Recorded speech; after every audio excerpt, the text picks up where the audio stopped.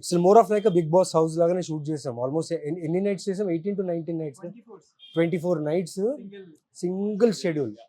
ఒక house 2:30, 3 o'clock pack up అవుతే ఇంటికి వెళ్ళాలి, స్నానం చేసుకోవాలి, వచ్చేయాలి, మళ్ళీ షూట్ చేయాలి. So many times pack up at 6 a.m. 6 AM. Every 24 days continuous. మీరు బిగ్ బాస్ ఎక్స్పీరియన్స్ కూడా ఇచ్చేసారు. ఒకే ఇంట్లో అదే అందరూ యాక్టర్స్ ఒక్కొక్క రూమ్ లో ఉన్నాం, ఎవరి షాట్ ఉంది వాళ్ళు వచ్చి చేస్తూ, తను మాత్రం ఆగలేదు. అండ్ ఎవ్రీ షాట్ లో ఎవ్రీ సీన్ లో నేను ఉండాలి. అండ్ వీళ్ళందరి మూడ్స్, వీళ్ళందరి ఎమోషన్స్, వీళ్ళందరూ వెయిటింగ్ పీరియడ్, ఆ స్ట్రెస్, ఆ స్లీప్లెస్నెస్ అన్ని హ్యాండిల్ చేసుకుంటూ చేయడం అనేది ఒక రకమైన టఫ్ స్క్రిప్ట్ ఇది. నవీన్ గారికి centrally heavy character because he has to connect with everyone. Everybody. Yeah, ఇప్పుడు నాది తంది కనెక్షన్ ఉంది, నాది అయిపోతుంది, నాది తంది కనెక్షన్ ఉంది, అయిపోతుంది. But then he has to connect with everybody pretty much at the same time. ఇలా కనెక్షన్ ఒకటి వెళ్తే మళ్ళీ ఇంకోటి ఆ gap. I think that is one of the reasons why you have to be constantly on the toes. మాకంటే కొద్దిగా గ్యాప్లు దొరుకుతాయి. And for me it was so heavy that this girl got suicide చేసుకుంది. నేనేమో సూసైడ్ కాదు murder అంటున్నా. వీళ్ళేమో అందరూ ఒక్కొక్కరు ఒకలా, అందరూ నిజాలే చెప్తున్నారు. మీ ట్రైలర్ చూస్తే ప్రతి క్యారెక్టర్ నిజం చెప్తుంది, అవును. కానీ నిజంలో అబద్ధం ఉంది. అది మేము కనుక్కోవాలి. సో చెప్పొచ్చు. అనుకోపోయినా పర్లేదు, వచ్చి చూసేయండి సరిపోతుంది. ఆల్సో మాకు నా ఆడిషన్ కి అప్పుడు అన్న నాకు ఎంత స్ట్రెస్ అంటే ఐ హావ్ టు లైక్ నేను ఒక డైరీ పట్టుకొని కూర్చున్నా అనమాట. ఎక్కడ ఏ స్ట్రెస్ ఇవ్వాలి, ఎక్కడ ఏది ఇవ్వాలి అని ఆ డైలాగ్ రాసుకునే దాన్ని. వర్క్ షాప్ అప్పుడు యూస్ లైక్ హారిక అలా కాదు, నాకు ఇలా కావాలి, ఈ టైంలో కళ్ళు డ్రాప్, ఇక్కడ కొంచెం వాటర్ రావాలి, అక్కడ రన్ని రాలేదు.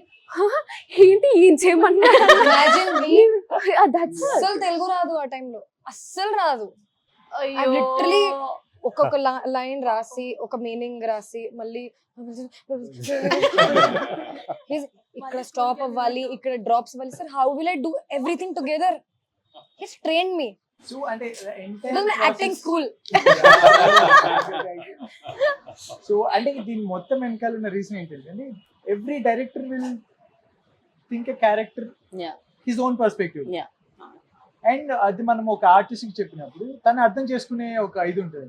యాక్చువల్లీ నేను అనుకున్నట్లు నాకు వచ్చిన, తను అనుకున్నట్లు తనకు వచ్చిన ఫెయిల్యూర్ అయ్యింది.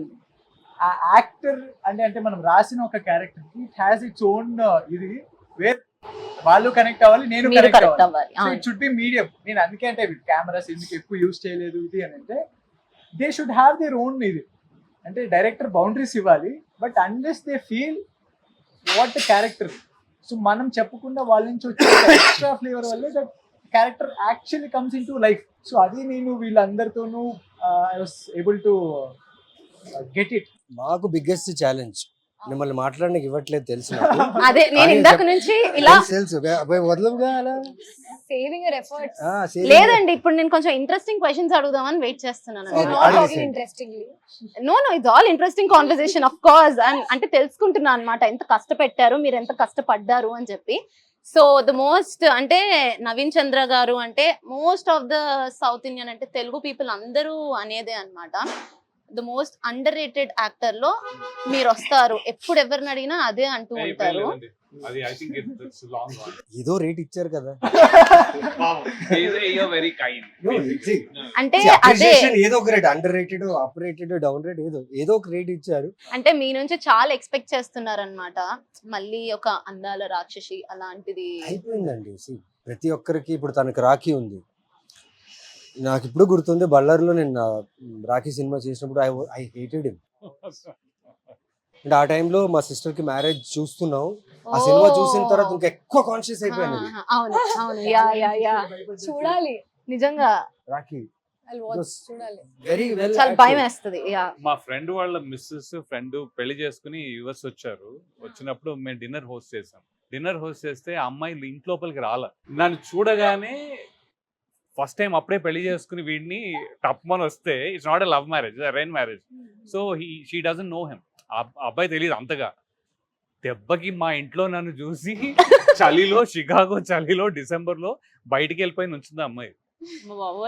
అంత ఎఫెక్ట్ ఇచ్చింది రాఖీ. చాలా చాలా బాగా ఎన్టీఆర్ గారు, అటు కృష్ణవంశీ గారు, బాబోయ్.